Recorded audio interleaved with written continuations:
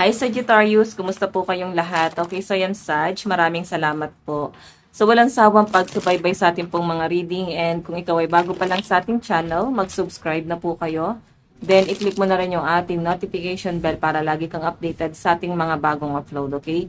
So Sag, sa mga interested naman sa ating private reading, na sa description box below lang po yung link, message nyo lang ako.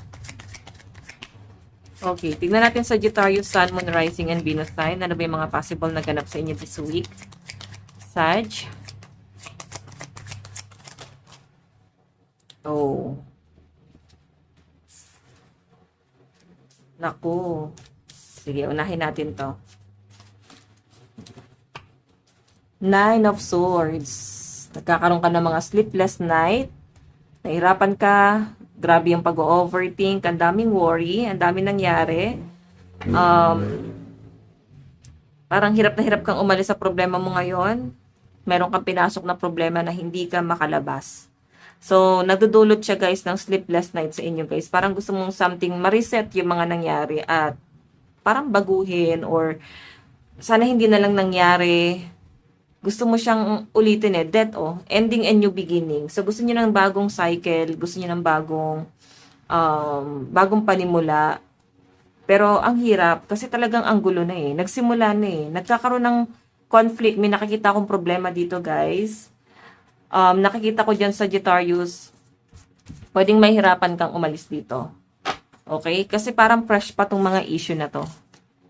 Ayan ang daming nagagalit, daming naiinis. Pwedeng ikaw tong nagagalit, or pwedeng sila tong naiinis sa inyo. So, malaking gulo tong nakikita ko na dumarating or dumating sa inyo ngayon. Na parang mas pinipili mong maging payapa sa malayo. Gusto mong mag-isip ng kapayapaan sa malayo.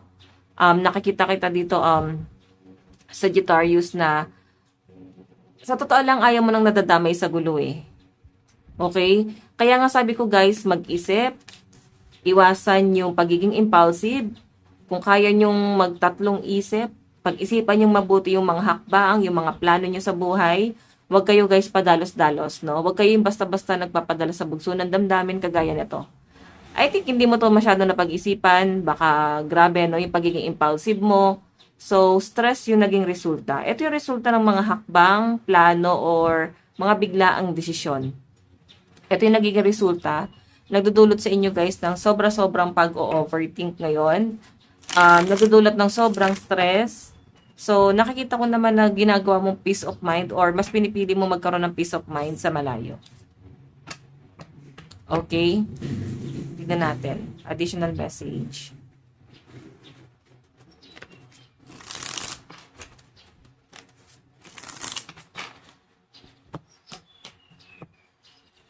Okay, additional message.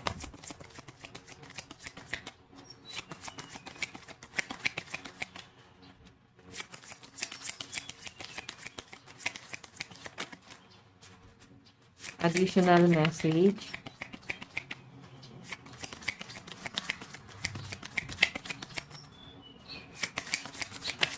Oops.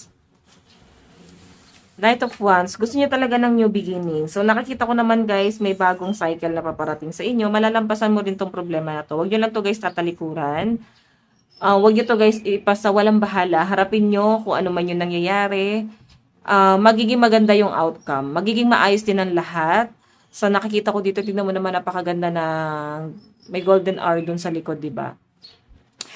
Magiging maayos din ang lahat, Sagittarius, no? Kailangan mo lang talagang panindigan to, harapin to, huwag mong talikuran, huwag mo isawalang bahala to, kasi kung walang approach na mangyayari dito, hindi pag-uusapan, talagang magtatagal tong pagiging, yung pag-overthink mo dito, or yung pagkakaroon mo ng insomnia, magtatagal yan Kailangan nyo lang talagang pag-usapan to sa nakikita ko dito, okay? Meron ditong someone na kailangan mong makausap, or klaruhin nyo kung ano man yung mga nangyari, gulo na kailangan yung solusyonan. So, harapin, huwag talikuran. So, pagdating naman sa love life mo, ayan, lumalabas the Lovers. Naibigay mo naman lahat sa person mo. Nakikita ko naman na ginawa mo ang lahat para sa person mo. Nakikita ko rin naman dito, Sagittarius, na sabihin na natin kulang, pero at least napo-provide, no? Napo-provide mo yung pangangailangan at sabihin na natin kahit hindi siya ganun ka-satisfy, at least ginagawa mo yung best mo para kahit papaano mapunan kung ano man yung demand, pagkukulang, no? Tignan natin, Sagittarius.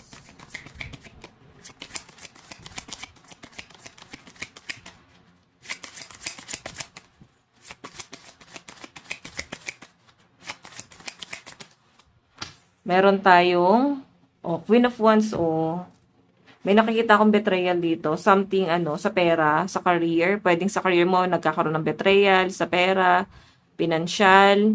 So, meron kayong kailangang baguhin, no? May nakikita akong calling dito na kailangan yung baguhin kasi change direction yung energy mo dito or something changes. Okay, meron kang kailangan baguhin sa personality, sa attitude, sa pananaw mo, sa mindset mo, meron kailangan baguhin guys para hindi na daw nauulit itong conflict na to. So, ikaw ang nakakaalam ano yung dapat mong baguhin sa sarili mo. Okay, may mga nakikita akong betrayal dito. Kaya nalalagay sa conflict. So, baka hindi ka aware dito, Sag. Nalalagay mo sa problema yung sarili mo. Tignan pa natin. Additional message.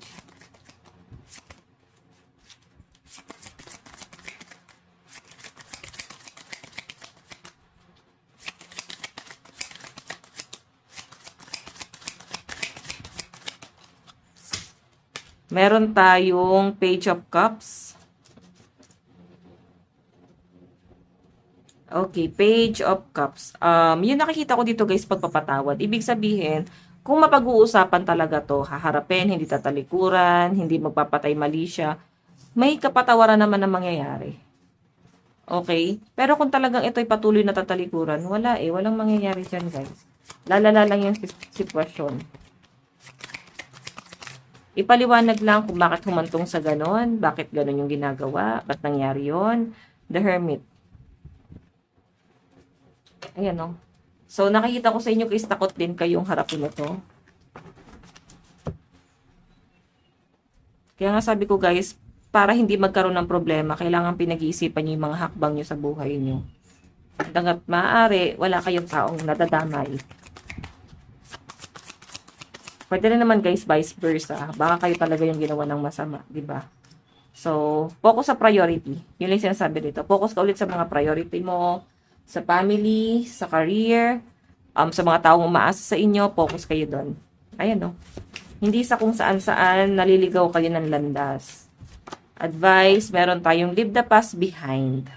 Okay? So, kailangan kailangan mo embody si Capricorn. Ano ba si Capricorn? May paninindigan si Capricorn, di ba? Sabihan, panindigan mo kung ano man yung nangyayari ngayon and kalimutan. So, once na magkaroon guys ng clarification, closure, kalimutan nyo na. Nangyari na yon. Kung nagkaroon na guys ng kapatawaran, ngayon, kung wala pa rin nangyayari, at least ginawan mo ng paraan. Di ba? At least nag-effort ka dito. Okay, so Sag, ito lang po ang inyong reading. Maraming salamat. God bless and love you. Bye-bye.